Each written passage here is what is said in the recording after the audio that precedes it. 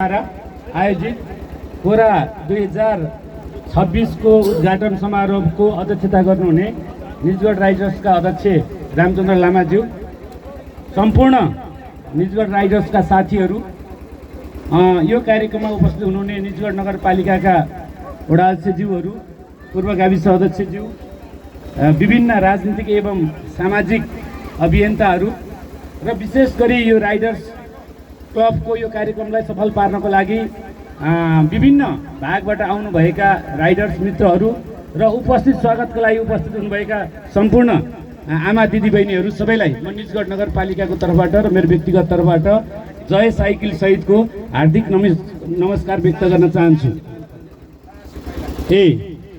साहसी महिला समूहले चाहिँ यो उहाँहरूलाई स्वागत र शुभकामना सहितको फुलको गुच्छा तयार गर्नुभएको छ। उहाँहरूलाई पनि नगरपालिकाको तर्फबाट विशेष आभार र धन्यवाद व्यक्त गर्दछु। धेरै साथीहरूले भनि पनि सक्नुभयो, वास्तवमा सम्म भागको लागि साइकल हाम्रो पनि एक ताकाको लाइफ लाइनै थियो। एउटा भयानक ढुवानीको साधन थियो, भयानक यातायातको साधन थियो। तर पछिल्लो समय हामी अलिकति समृद्धिको नाममा अलि हुँदै गएपछि हामी मोटरसाइकलमा गयौँ, गाडीमा गयौँ, आवश्यकता अनुसार त्यो पनि त्यसलाई पनि नकार गर्न सकिन्न। तर त्यसले के भयो भन्दाखेरि हाम्रो जीवनमा जुन बेलामा हामी पैदल हिँड्थ्यौँ, साइकलको यात्रा गर्थ्यौँ, साइकलमा घाँस बोक्थ्यौँ, दाउरा बोक्थ्यौँ र सानो मिलमा जाने कामदेखि लिएर विद्यालयदेखि लिएर धेरै ठुल्ठुलो काम साइकलबाट गर्थ्यौँ। त्यो बेलामा हामीलाई सुगर, प्रेसर, थाइराइड लगायतका रोगको नामो निशान थिएन, एउटा सामान्य जेनेटिकबाट आएको भन्दा बाहेक। तर आज हामी त्योबाट समृद्धिको यात्रामा लाग्दै गर्दाखेरि आज हामी झट्ट हेर्दाखेरि सुकिला मुकिला चाहिँ भयौँ होइन, जिउमा पसिना चाहिँ कम आयो, तर रोगले हामीलाई गाल्यो। त्यसकारण निजगढको यो साइकल अभियानलाई पुनर्जागृत गर्ने आज हाम्रो यो बिचमा हुनुहुन्न। म सबैभन्दा पहिला यही कार्यक्रम मार्फत व्यक्तिगत रूपमा त मैले फोनबाट त्यही बेला पनि दिएँ, यो कार्यक्रम मार्फत उहाँलाई शीघ्र स्वास्थ्य लाभको कामना व्यक्त गर्दछु। सबैको तर्फबाट उहाँलाई आशीर्वाद लागोस्, चाँडै निको हुनुहोस्।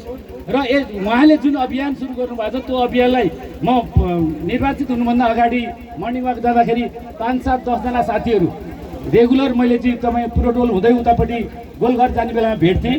ती सबै साथीहरू जसले सानो इकाइबाट आज यत्रो निजगढ राइडर्स क्लब बनाएर आज कोरा 2026 मनाउँदै हुनुहुन्छ र आउने पुसमा उहाँहरूको अन्तर्राष्ट्रिय स्तर राष्ट्रिय स्तरको चाहिँ साइकल र्याली 12 जिल्लालाई, निजगढलाई नेपालभरि चिनाउने, विश्वभरि चिनाउने जुन अभियान छ त्यो अभियानमा त हामीले सामान्य खाजाको मात्रै स्पोन्सर गर्न सक्यौँ। तर त्यो अभियानमा निजगढ नगरपालिकाले आफ्नो नीति कार्यक्रममा पनि हालेको छ। तपाईँहरूले हेर्नुभयो कि हेर्नु भएन? तपाईँको साइकल अभियानलाई सपोर्ट गर्ने भनेर र बजेटमा पनि त्यो केही सम्बोधन गर्छौँ। र यो अभियान मात्र स्टन्टको लागि होइन, यो अभियान चाहिँ घर घरमा पुग्नुपर्छ, बच्चादेखि लिएर बुढासम्ममा पुग्नुपर्छ। अघि भर्खर हामीले यहाँ नवीन दाईलाई यहाँ सम्मान गऱ्यौँ, यो एउटा प्रेरणा पनि हो।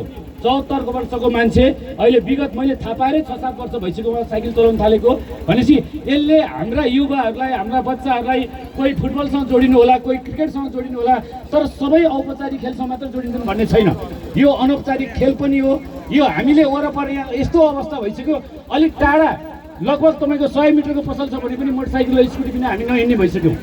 कम्तीमा त्यहाँ त साइकलमा गइदिए हुन्थ्यो नि, बजार त साइकलमा गइदिए हुन्थ्यो नि। यसले राष्ट्रको अर्थतन्त्रलाई पनि ठुलो टेवा पुर्याउँछ, वातावरणको संरक्षणलाई पनि त्यत्तिकै टेवा पुर्याउँछ, स्वास्थ्यको लागि पनि त्यति नै टेवा पुर्याउँछ, इन्धन बचतको लागि पनि त्यति नै टेवा पुर्याउँछ।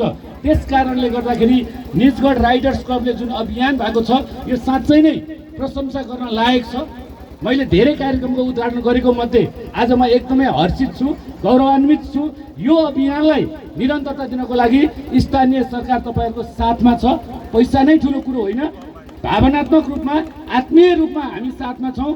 मलाई लाग्छ तपाईँहरूले पुसमा गर्ने अभियानमा त्यो एकजना साइकल यात्री मात्रै म पनि हुने छु भन्ने विश्वासका साथ यो अभियान पूर्ण सफलताको कामना व्यक्त गर्दै म यो उद्घाटनको कार्यक्रम सम्पन्न गराउँछु र पुनः यो निजगढ राइडर्स क्लब र मधुसूदन दाईको पुनः स्वास्थ्य लाभको कामना गर्दै राइडर्स क्लबले आयोजना गरेर मलाई प्रमुख व्यक्तित्वको रूपमा अवसर दिनुभएकोमा पुनः आभार सहितको धन्यवाद व्यक्त गर्दै मेरा भनाइलाई विराम दिन्छु। हस्, धन्यवाद, नमस्कार।